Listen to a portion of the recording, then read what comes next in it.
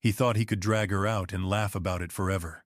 On a rainy Tuesday evening in Memphis, the diner on the corner of Sycamore and Ninth was busy with the soft clatter of plates, the low hum of tired conversations, and the smell of coffee that had been sitting just a little too long on the plates. The low hum. Burner. At a booth near the back, a black woman in a gray coat sat quietly with a paper cup in both hands, her eyes lowered, her posture calm in a way that made her look almost invisible to the world around her. Most people would have seen only that an ordinary woman trying to finish a late supper in peace, but the police chief's son saw something else. He saw someone he believed he could humiliate for entertainment. He came in with two friends, all three of them grinning too loudly, the kind of laughter that turns heads before a single word is spoken. He stopped beside her table, leaned down with a smug smile, and said something sharp enough to make the air feel colder. The woman looked up at him not with fear, but with a steady expression that seemed to ask him a question he was too arrogant to understand. A few customers glanced over and then quickly looked away. In a place like that, people learn not to get involved. The son of the police chief loved that silence. It made him feel powerful. He tapped her cup with two fingers, then jerked his chin toward the door as if he were ordering a stranger out of his own house. His friends laughed again, and that laugh spread through the diner like a stain. The woman stood slowly, placed her napkin beside her empty plate, and for a moment it looked like she would simply leave. That was what he expected. That was what everyone expected. But she didn't rush. She didn't plead. She didn't shrink. She just picked up her phone, looked toward the front window where the rain traced silver lines across the glass, and said one quiet sentence that changed the temperature in the room. Her voice was soft, almost gentle, but there was something in it that made the nearest table go still. The son rolled his eyes, pretending not to care, yet the diner had already begun to shift around him. The waitress stopped walking. The cook looked out from behind the swinging kitchen door. Even the man by the jukebox lowered his head, as if he could feel a storm coming before the first thunder. Outside, headlights washed across the wet pavement. Then came the sound of a door opening. One. Slow. Measured. The kind of entrance that didn't ask for attention because it already owned the room. Boots stepped onto the tile floor, clean and deliberate, and every conversation in the diner seemed to fade at once. A tall man in a dark uniform walked in, his shoulders straight, his face unreadable, his presence so commanding that the air itself seemed to make room for him. The police chief's son turned, ready to smirk, ready to perform for his audience one more time. But then he saw the insignia, the rank, the quiet authority that came with a life spent answering to something bigger than ego. His smirk faltered. His friends stopped laughing.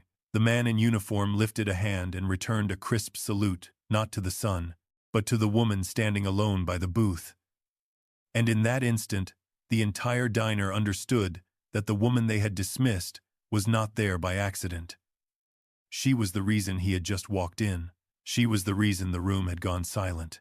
And the boy who thought he had power was about to learn what real authority looks like when it enters a place without raising its voice. The room had not settled back into normal after the salute. It could not. Something had shifted, and everyone in that diner felt it in the same silent way. People feel the air change before a storm. The young man who had been so loud just seconds earlier stood frozen near the doorway, his jaw tight, his confidence suddenly thin and fragile. His friends who had been laughing with him a moment before now looked at one another without saying a word. Even the waitress behind the counter had stopped wiping down a coffee mug, her hand suspended in the air, as if she had forgotten how to move. The black woman remained by her booth, calm and steady, one hand still resting near the rim of the paper cup. She did not look surprised. She did not look impressed. She only looked patient, as if she had been waiting for the world to catch up to the truth. Outside, rain tapped softly against the diner windows, and the yellow light from the sign on the street flickered across the wet glass in uneven pulses. Inside, the silence grew heavier by the second. The general stepped fully into the room, his boots making a measured sound against the tile floor, and every eye followed him without meaning to. He was not loud. He did not need to be. There was something in the way he carried himself, something in the stillness of his face that made even the air around him feel disciplined. He took in the scene at once, the overturned chair near the aisle, The tense shoulders, the half-finished meal left untouched on the table, the faces that had gone pale from the sudden realization that the evening was no longer theirs. Control. Then he looked toward the woman in the gray coat and gave her a small nod that carried the weight of respect. It was not a gesture anyone in that diner understood yet, but it made the room feel smaller, as though the walls themselves had stepped back to make space for whatever was coming next. The police chief's son swallowed hard. His mouth opened, then closed again. He seemed to search for the old version of the night, the one where he was the one being watched, the one who could laugh and point and make others feel small. But the room had changed too fast for him to find it. The general removed one glove slowly, then another, his movements calm and precise, and the quiet only deepened. "Is there a problem here?" he asked, not to the room but to the woman he had just saluted. His voice was even controlled, and somehow that made it more powerful than any shout could have been. She lifted her eyes at last, and when she spoke, her tone was gentle but certain. "There was," she said. "I was just leaving." The general's gaze moved from her to the young man by the door, and for a brief moment, the entire diner could feel the difference between arrogance and authority. One had to announce itself, the other simply arrived. The son of the police chief tried to recover, trying to straighten his shoulders, trying to pull his face back into something resembling confidence.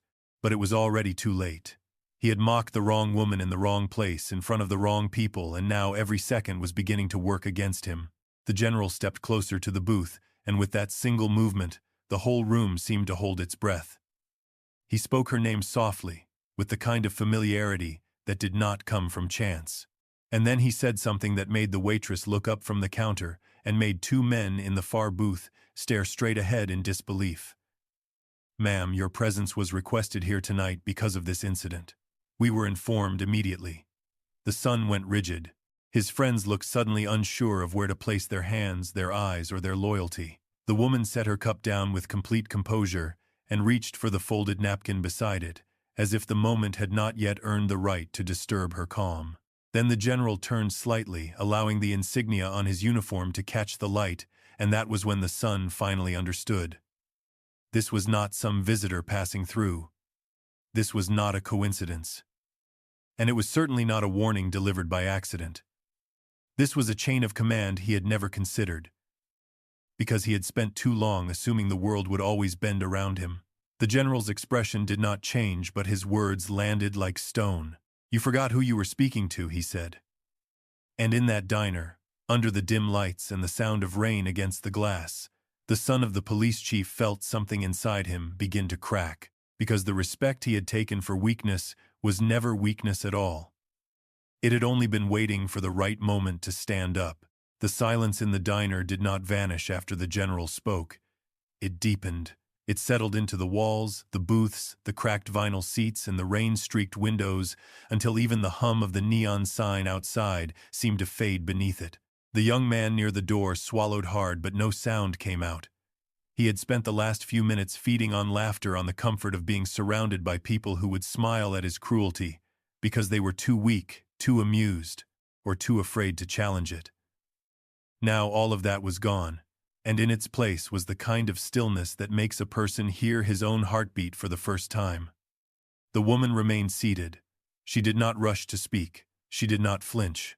She simply lifted her eyes toward the general, with the calm, steady recognition of someone who had known this moment would come long before anyone else in the room had even sensed danger. Her hands rested lightly on the table, one beside the untouched plate, the other near the folded napkin. And there was something almost unbearable in the patience of her posture. It was not the patience of fear. It was the patience of truth. The general took one more step into the diner, slow and measured, as if he had no need to announce himself to a room that already understood the weight of his presence. A gold star on his shoulder caught the light. Then another. His uniform was immaculate, but it was not the fabric that commanded attention. It was the certainty behind it. The son of the police chief stared at him, as if his own thoughts had turned to ash. Just moments ago, he had believed power belonged to him because his father wore a badge, because his last name opened doors, because the people around him had mistaken arrogance for authority for so long that he had started to believe it himself. But now he was looking at a man who did not need to raise his voice, and he was beginning to understand how small his world really was. The waitress slowly set down the coffee pot she had been holding, her fingers trembling just enough to reveal what her face refused to say. One of the boy's friends shifted backward, eyes darting toward the window as if escape might be found in the rain. But there was no escape from what had entered the diner. The general did not look at the boys first. He looked at the woman. There was no hesitation in the motion, no question in his expression, only respect. Deep, immediate, undeniable respect. He stopped beside her table and gave a crisp salute, the kind that came from discipline, loyalty, and an understanding of honor that could not be faked. The room seemed to inhale all at once. The woman rose halfway from her seat, not in surprise but in acknowledgement. "Sir," she said quietly. And that single word carried more dignity than all the laughter that had filled the diner earlier that night. The young man's face changed color. He had not expected her to know the general, and he had certainly not expected the general to salute her as if she outranked the entire room. His mouth opened, then closed. The confidence that had once sat on his shoulders like a crown now slipped away from him piece by piece. The general turned his head toward him at last, not with anger, but with the controlled disappointment of a man who had seen too much, served too long, and recognized the difference between authority and vanity instantly. "Do you know who you have been speaking to?" he asked. The question was quiet. It did not need to be loud. In a room like this, truth always sounded louder than shouting. The boy shook his head once, then stopped, because the answer was already written on every face around him. The woman was not pleading. She was not defending herself. She was waiting, and that waiting said everything. The general removed one white glove, folded it carefully, and placed it in his coat pocket with the kind of deliberate calm that made the moment feel even heavier. Then he looked at the boy again, and the boy felt it, the full pressure of a life built on disrespect collapsing under its own weight. "You thought cruelty made you strong," the general said, "but all it ever did was reveal how little strength you actually had." No one moved. Not the customers. Not the waitress. Not the friends who had been laughing before they knew better. Outside, the rain continued to fall against the glass in thin, steady lines, almost like a clock counting down to a judgment nobody could avoid. The woman finally stood all the way up. She smoothed the front of her coat, lifted her chin, and looked at the son of the police chief, with the kind of calm that comes only from a person who has survived being underestimated for far too long. She did not need to shout. She did not need to threaten. Her presence alone had changed the temperature of the room. The general stepped slightly to the side, making space for her, as if even he understood that the real story had never been about his entrance. It had been about her endurance, her restraint, her refusal to let humiliation define her. And when she spoke, her voice was soft enough to make everyone lean in. "You should have asked who I was before you decided what I deserved." The boy looked at her, then at the general, and for the first time that night he saw the truth with complete clarity. Respect had never been his to command.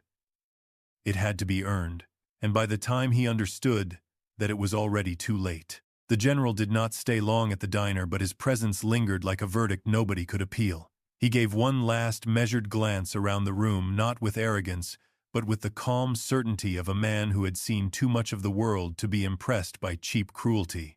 Then he looked back at the woman, and in that look there was something even more powerful than authority. There was recognition, the kind that tells a person they have finally been seen correctly after being misunderstood for far too long. The son of the police chief stood frozen near the doorway, his face pale, now his earlier laughter gone as if it had been scrubbed out of him by the quiet in the room. He had expected embarrassment to pass. He had expected the diner to reset itself around his pride, to return to the ordinary rhythm of plates, coffee, and small talk. But ordinary had already left. What remained was the consequence of what he had done, sitting heavy in the air beside the smell of fried onions and fresh coffee, impossible to ignore and impossible to excuse. The woman did not rush to speak. She did not reach for drama. She simply let the silence do its work. She had learned long ago that people who misuse power often talk too much when they think they are winning, and too little when the truth finally arrives. So she waited. She stood there with her shoulders squared, and her expression steady while the rain tapped softly against the front windows, and the neon sign outside flickered against the wet pavement. A waitress near the counter pressed both hands to her apron, unable to decide whether to breathe or blink. One of the older men in the back booth lowered his eyes to his cup, suddenly aware that he had witnessed something he would remember for the rest of his life. Not because of shouting, not because of spectacle, but because a woman who had been treated like she had no voice had just forced an entire room to hear the sound of dignity returning. The general finally spoke again, this time not to the son of the police chief but to the room itself. His voice was calm, low, and unmistakable.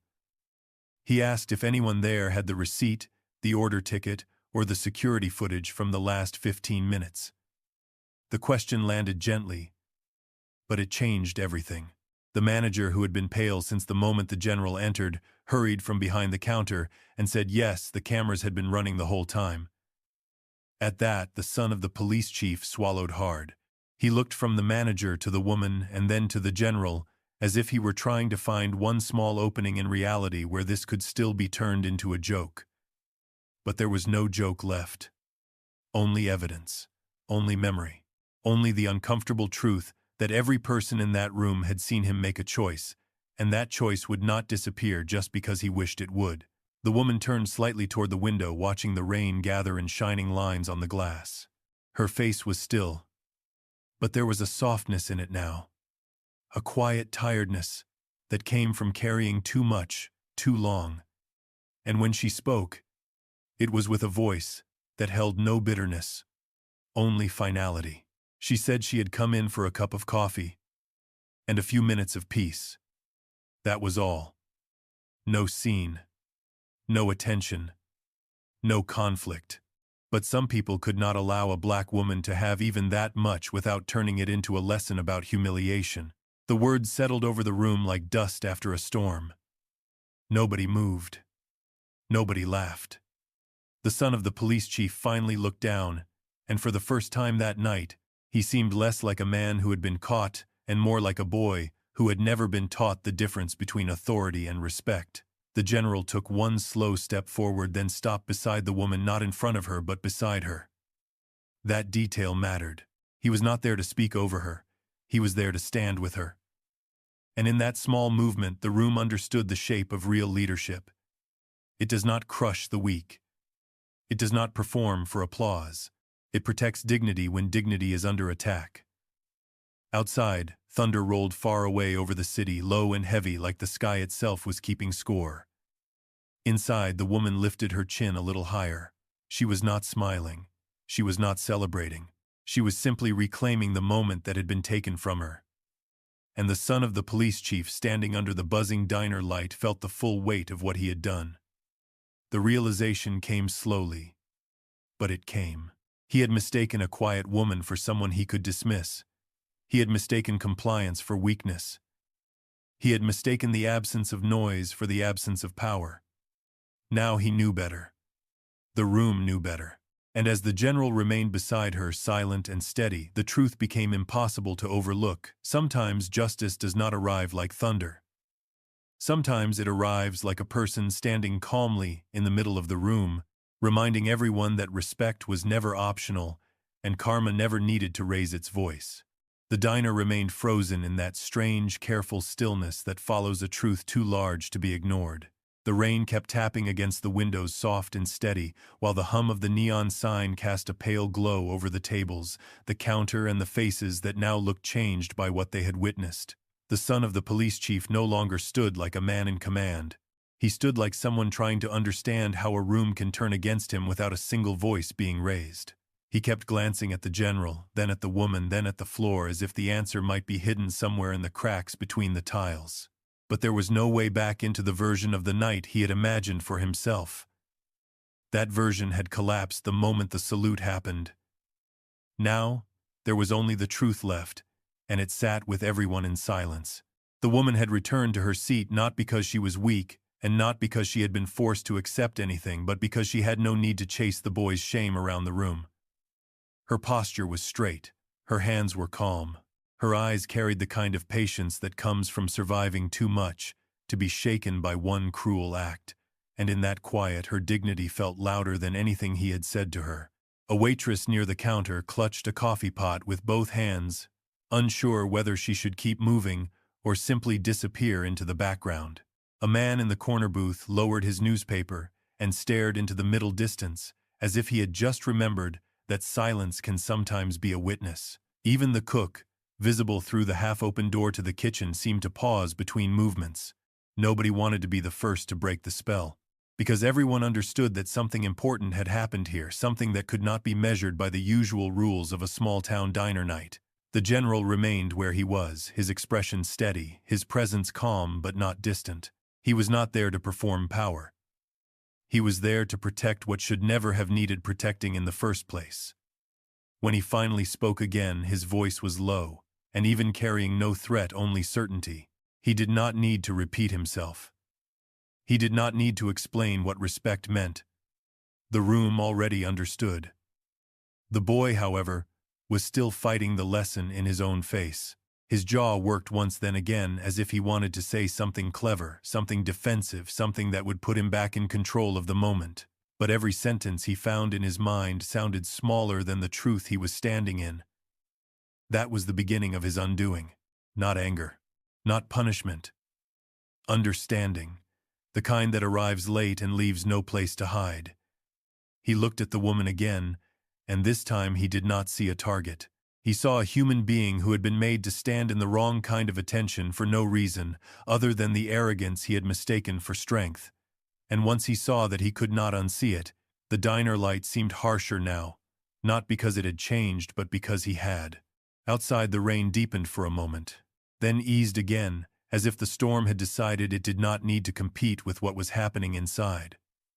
The general adjusted the front of his uniform with a quiet, practiced motion, then rested one hand behind his back. He looked around the room once more, not to intimidate anyone, but to make sure the line had been drawn clearly enough for all to understand. Then his gaze returned to the woman, and there was something almost fatherly in the steadiness of it. Something that said she would not be left alone in this moment. That was what changed the air most of all. Not just authority, but care. Not just rank, but humanity. The boy finally swallowed hard. For the first time that night, his expression lost its arrogance completely. He looked younger than before, almost confused by the fact that the world had not bent to his impulse. That was the part people often miss when they talk about justice. It is not always loud. Sometimes it is simply the moment when a person learns that cruelty is not strength and humiliation is not power. Sometimes it is the exact second a man realizes the room is no longer afraid of him. The woman lifted her eyes to the general, and the smallest hint of gratitude passed between them, not dramatic, not theatrical, just real. It was the kind of gratitude that does not ask for applause. It only asks to be seen. The general gave a slight nod, and in that motion there was the full message of the night. You are not invisible. You are not small. You are not what they called you in anger. The son of the police chief stood there absorbing it all, and something in him shifted from defiance towards shame. He had expected the diner to remember his laughter. Instead, it would remember his mistake. He had expected the woman to leave with the weight of the insult. Instead, he was the one carrying it. And the heavier that truth became, the more obvious it was that power without character always ends the same way, exposed under ordinary light, stripped of noise, and left to face itself. The general did not need to say more. He had already said enough by walking in. In that quiet, the woman's calm became the strongest thing in the room, and the lesson settled over the tables like the last note of a song no one could forget. Respect had entered the diner the moment he saluted. And from that moment on, the boy could never pretend again that he had been the one in control. The diner had become quieter than anyone thought possible. Not the empty kind of quiet that comes from a crowd leaving, but the heavy kind that settles in after a truth has entered the room and refused to move. Rain still traced slow lines down the windows. The neon sign still buzzed above the doorway. Coffee still sat untouched on tables and counters, growing cold by the minute. Yet nothing about that place felt ordinary anymore. The woman by the register remained still, her shoulders relaxed, her face calm as if she had carried storms before and had long ago learned not to bow to them. Across from her, the son of the police chief stood with his hands loose at his sides, no longer laughing, no longer looking like the kind of man who believed the room belonged to him. He kept glancing at the general, then at the woman, then down at the floor, as if the answer to his embarrassment might be written there in the scuffed tile. But the answer was not on the floor. It was in the air. It was in the way every person in that diner had seen him for exactly who he was. The general did not raise his voice. He did not need to. When he spoke, it was measured, firm, and impossible to ignore. He reminded the young man that rank was never a costume for cruelty, and authority was never meant to make a person smaller. Every word landed with the calm force of a final report. The boy swallowed hard. His mouth opened once, then closed again because there was nothing left in him that sounded certain. The confidence that had filled him only minutes before had thinned into something brittle and fragile. He had expected fear. He had expected silence. He had expected the woman to shrink, to look away, to carry the insult out into the rain and disappear. Instead, she had remained standing in her own dignity.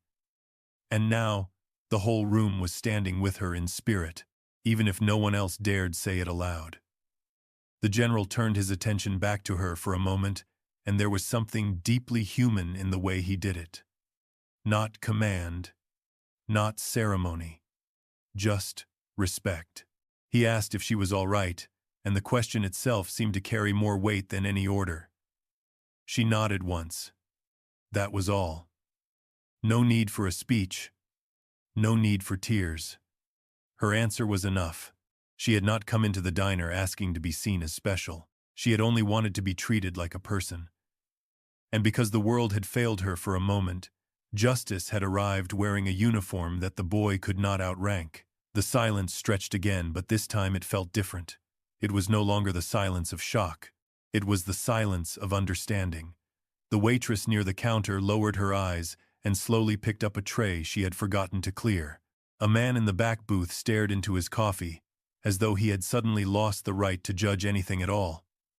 Even the rain seemed to soften against the glass, as if the night itself had decided to listen. The son of the police chief finally lifted his head, and when he did, there was no defiance left in his face, only the first rough trace of shame. He looked at the woman and seemed to realize, perhaps for the first time in his life, that the people he had laughed at were not beneath him. They were simply the people he had not yet learned to honor. That lesson struck him harder than any punishment could have. Because punishment fades. Humiliation fade. But the moment a person sees his own ugliness, clearly that image can remain forever. The general stood beside the woman, like a living boundary between power and abuse. And his presence said what the room now understood without speaking. Character is revealed when no one is applauding. The boy had mistook permission for strength, and weakness for silence. Tonight, both lies had collapsed. The woman gently placed one hand on the edge of the counter, not as if she needed support, but as if she was reminding herself that she was still here, still whole, still unbroken by anyone else's arrogance. The general noticed that too. He gave a small nod, almost invisible, the kind of gesture that says more than a speech ever could. Then he looked once more at the young man and told him, in a voice as steady as the rain, that the world remembers how you treat people when you think there will be no consequence. The boy did not answer. He could not. Somewhere deep inside him, something old and dangerous had begun to crack, not with rage but with recognition. And in that crack, a different man might someday grow. But that night was not yet that night. That night was for truth. It was for the woman who refused to break. It was for the general who honored her, without spectacle. It was for every person in the diner who had just witnessed a simple law of life return to the table. When pride wears the wrong face, it eventually meets a stronger kind of power, one that does not shout, does not boast, and does not need to prove itself, because it has already earned the room. The diner stayed locked in that fragile silence for a long moment, The kind that does not feel empty but sacred, as if even the air had learned to stand still. Outside, the rain continued to thread softly against the windows, and the neon light above the door gave the room a tired blue glow that made every face look older, quieter, more honest. The woman by the register finally exhaled, slow and careful, as though she had been holding her breath since the first cruel word had been spoken. The young man who had tried so hard to look powerful had not moved. He stood near the door with his shoulders tight and his eyes fixed on the floor, no longer laughing, no longer performing, no longer certain of anything. He had expected fear. He had expected silence to mean surrender. Instead, he had walked into a room where dignity was stronger than his voice, and where every person had just witnessed the same simple truth: respect is not something you can demand from people you have chosen to humiliate. The general remained calm, his posture straight, his expression unreadable, but there was nothing cold in him. There was only control, the kind that comes from a life spent carrying responsibility instead of using it as a weapon. He turned slightly toward the woman, and when he spoke again, his voice was low enough that it felt private, yet steady enough to carry through the diner. He told her that she had done nothing wrong. He told her she deserved to eat in peace. He told her in a way that needed no decoration, that no badge, no title, and no family name could ever excuse cruelty. Those words moved through the room like a soft bell ringing in a quiet church. The waitress at the counter lowered her eyes. A man in the back booth rubbed his forehead and stared into his coffee.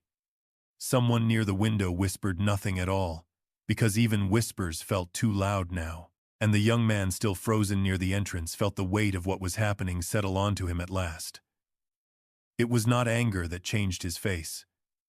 It was recognition, the kind that arrives when a person understands, maybe for the first time in his life, that power without character is only embarrassment dressed up as authority. The general looked at him then, not with hatred, not with pleasure, but with the stern, measured disappointment of someone who had seen too much of the world to be impressed by a loud mistake.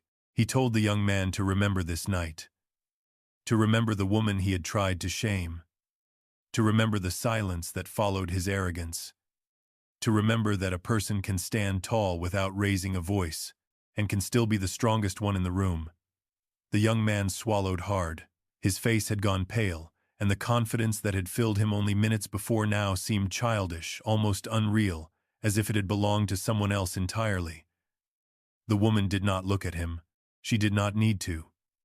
She sat where she was, hands folded near her cup, and there was something almost unshakable in the calm with which she carried herself. That calm said more than any speech could have said. It said she had endured enough in life to know that humiliation is temporary, but dignity lasts. It said she had survived the kind of world that tries to shrink people and had refused. The general noticed the way she held herself, and for the briefest moment, a softer expression crossed his face. Not pity. Respect. Deep, earned respect. He nodded once more, then placed a steady hand near the back of the chair beside her, not touching her, only standing as a quiet shield of authority and recognition. In that gesture, the room understood something that none of them would forget. Justice does not always arrive with alarms or arrests. Sometimes it arrives as clarity. Sometimes it arrives as a witness with rank, calm eyes and the courage to honor what others tried to diminish. The young man finally stepped back, one slow step at a time, as if the floor itself had become unfamiliar. He looked at the woman once, then at the general, and the shame on his face told the truth his mouth could not. He knew he had crossed a line that could not be erased by silence. He knew the room would remember. He knew, perhaps most painfully of all, that the person he had tried to humiliate had never been small at all. She had only been treated that way by someone too immature to recognize her worth. And now, with the general standing there beside her like a living verdict, that illusion had completely fallen apart. No one moved. No one dared to interrupt. The rain kept falling, the lights kept humming, and the diner held its breath around a lesson that could not be undone. A man had tried to make himself powerful by making someone else feel less. But in the end, he had only exposed the smallness in himself, and the room, one silent witness at a time, began to understand the oldest truth of all: the moment you dishonor a good person, you do not lower them, you reveal yourself. The diner did not recover all at once. It never does not after a moment like that. People kept their seats, but their shoulders had changed. Their eyes had changed. Even the air felt different now, as if the room had crossed an invisible line and could never go back.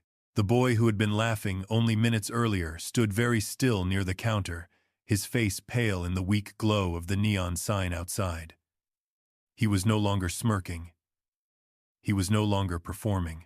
He looked like someone who had just realized that the room was not his to command, and that was a hard thing for a proud young man to understand. The black woman remained near the register, her hands relaxed at her sides, her expression calm in a way that made the silence even heavier. She had not raised her voice once. She had not needed to. In moments like these, dignity speaks louder than anger ever could. And that was exactly why the boy could not meet her eyes for very long. Imagine standing there and realizing the person you tried to shame was the one thing you never learned how to respect. That kind of realization does not strike like lightning. It settles in slowly. It sits in the chest. It makes the room feel smaller. The four-star general remained beside her, composed and unshaken, like a man who understood that true authority never needs to announce itself. His salute had already changed everything, but what came after was even more powerful. He looked around the diner once, not with hostility, but with the quiet disappointment of someone who had seen too much and expected better. He did not raise his voice either. He simply spoke with the measured calm of a man used to being obeyed, and the tone alone made everyone listen. He reminded them that respect is not something you earn by wearing a uniform alone. It is something you prove by how you treat people when you think no one important is watching. Those words landed harder than any accusation could have. The waitress at the counter lowered her gaze. The man in the back booth stopped stirring his coffee. Even the cook, half hidden behind the swinging kitchen door, leaned still enough to hear every word, because the general was not speaking only to the boy. He was speaking to the entire room. He was speaking to the old habits that allow cruelty to hide behind family names and badges. He was speaking to that dangerous little lie people tell themselves when they think power belongs to their side forever. It does not. It never has. The boy swallowed hard and shifted his weight, suddenly aware of every eye on him. The laughter that had once come so easily was gone, now replaced by something far less comfortable. Shame. Real shame. The kind that cannot be argued with and cannot be brushed off. He tried once to open his mouth, but nothing came out. There was no excuse strong enough for what had already been seen. There was no clever remark that could make the room forget. And the general, standing there in his calm, unmovable way, did not rescue him from that moment. He let it breathe. He let the silence do its work. Because sometimes the most merciful thing power can do is allow truth to stand in full view. Outside, the rain continued to slide down the diner windows in thin silver lines. The parking lot lights shimmered on the wet pavement. A car passed slowly on the road, its headlights washing the glass for one brief second before fading into the dark. Inside, nothing moved. It was as if the whole place had been held in place by one undeniable fact. The woman he had tried to humiliate was never alone. Not truly. Not in a world that still had people willing to stand up, stand straight, and answer cruelty with presence. That was the part the boy had never understood. He had believed humiliation was power. He had believed dragging her out into the cold would make him look strong. But strength built on cruelty is always fragile. It shakes the moment a real authority walks in. It collapses the moment the truth arrives wearing stars on its shoulders. And now he was learning that lesson in front of everyone. The woman finally looked at him, not with hatred, not with triumph, but with the steady sadness of someone who had seen this kind of behavior before and hoped never to see it again. That look was worse than anger. Anger could be argued with. Sadness could not. It told him that he had done something smaller than he believed. Something mean and pointless and deeply revealing. He had not frightened her. He had only embarrassed himself. The general noticed her expression and gave the smallest nod, as if to say that he understood. As if to say that she did not need to carry this alone anymore. And in that tiny gesture, something else shifted. The room did not suddenly become joyful. It became honest. Honest in the way only a moment of justice can make people honest. The boy's father, who had been trying to appear invisible near the door, now stood with a rigid posture that could not hide the tension in his face. He had not spoken up when he should have. He had let pride grow too close to disrespect, and now the cost of that silence sat between them all, not as punishment but as truth. Because truth does not need to shout to be remembered. It only needs to arrive. And when it does, every excuse grows thin. Every smirk disappears. Every false version of power begins to fall apart at the edges. The diner held that truth in complete stillness, while the rain kept falling outside and the woman at the center of it all remained exactly what she had been from the beginning, calm, dignified, and impossible to diminish. That was the real reversal. Not outrage. Not revenge. Just the quiet, undeniable return of balance. The kind of balance that reminds every fool in the room that a person's worth is never determined by who tries to drag them down, but by whether they can stand, endure, and remain unbroken when the world finally sees them clearly. Outside, the rain kept falling in a steady silver curtain, washing the street in a soft gray shine, while the diner windows held the warm glow of a room that had changed forever. Inside, no one moved quickly. No one spoke above a whisper. It was as if the entire place understood that something bigger than pride, bigger than embarrassment, bigger than one young man's bad choices had just passed through those doors and left its mark on every table. The black woman sat with the same calm that had carried her through the entire humiliation, her hands folded neatly, her posture straight, her expression quiet and unreadable. She did not need to smile. She did not need to raise her voice. The truth had already spoken for her. The general remained near the entrance for a moment longer, his hand still at his brow in that formal salute, not because he needed to impress anyone, but because he understood exactly what respect looked like when it was finally given to the right person. The gesture itself seemed to settle the room. It reminded everyone that authority without character is only noise, and that real rank is not something a person wears like a costume. It is something they carry in the way they stand when the room turns against them. The young man, the police chief's son, stood near the side of the counter with a rigid face and eyes that no longer knew where to land. The arrogance had gone out of him. The laughter had left him. What remained was the uncomfortable weight of a lesson he could not talk his way out of. He had expected the woman to shrink. He had expected the diner to agree with him. He had expected power to stay hidden behind appearance. Easy to mock. Easy to dismiss. Instead, he had watched a decorated 4-star general walk in with the kind of calm that made the whole room straighten without being told. And when that salute happened, something in him broke open.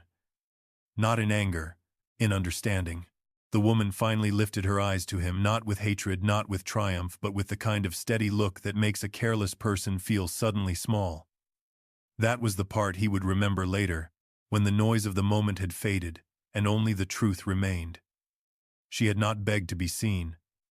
She had not demanded an apology.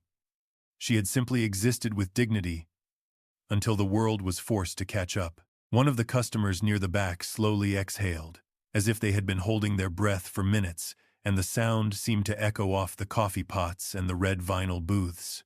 The waitress, still pale from the shock of what she had witnessed, pressed a hand to her chest and looked from the woman to the general and back again, as though trying to understand how a room could shift so completely in less than a minute. But some moments do that. They divide life into before and after, before the insult, before the rescue, before the room learned who it had judged too quickly, then after the truth arrived, after the salute, after the silence became a mirror no one could avoid. The general finally lowered his hand, his face still composed, his presence still unshaken. He took one slow step farther into the diner and spoke in a voice that was not loud, but carried all the way to the back wall. He did not need to threaten anyone. He did not need to explain himself. The very sound of his calm was enough to remind the room that respect is not a favor given to the strong. It is a duty owed to the righteous. The young man swallowed hard, his jaw tightening as he stared at the floor, suddenly unable to find any trace of the confidence that had filled him only moments ago. Around him, the customers kept their distance, not out of fear, but out of the uneasy realization that they had watched a person be humiliated and had waited for someone else to speak. And now that someone had arrived, not with fury but with authority wrapped in restraint, the woman's voice, when it finally came, was soft and even. She said only what needed to be said and nothing more. That was enough. It was enough to remind every person in that room that dignity does not disappear when tested. It becomes clearer, sharper, harder to deny. The diner remained suspended in that quiet truth, while the rain continued to tap against the glass like a patient witness. The neon sign hummed outside. The coffee cooled on the counter, and the lesson settled over the room with the kind of weight that no apology could remove. He had tried to drag her down in front of strangers. Instead, he had exposed the emptiness inside his own pride. He had laughed at what he did not understand. But the room had seen enough to understand now that power without respect is fragile, and that sooner or later every false display of authority is met by something greater, something steadier, something earned. In that small diner under weak lights and a quiet ceiling fan, the truth stood taller than the insult ever had. And because it did, the young man was left with a feeling far worse than embarrassment. He was left with recognition. The kind that stays. The kind that changes a person if they are honest enough to let it. The woman remained seated, unbroken and composed, while the general's presence turned the air itself into a warning and a mercy at the same time. Mercy, because the room was given a chance to understand. Warning, because no one there would ever again mistake appearance for weakness. That was the moment the diner became more than a diner. It became a witness. And once a place witnesses the truth, that clearly it never returns to the way it was before. The rain kept falling. The silence kept speaking. And karma, quiet but complete, had already done its work.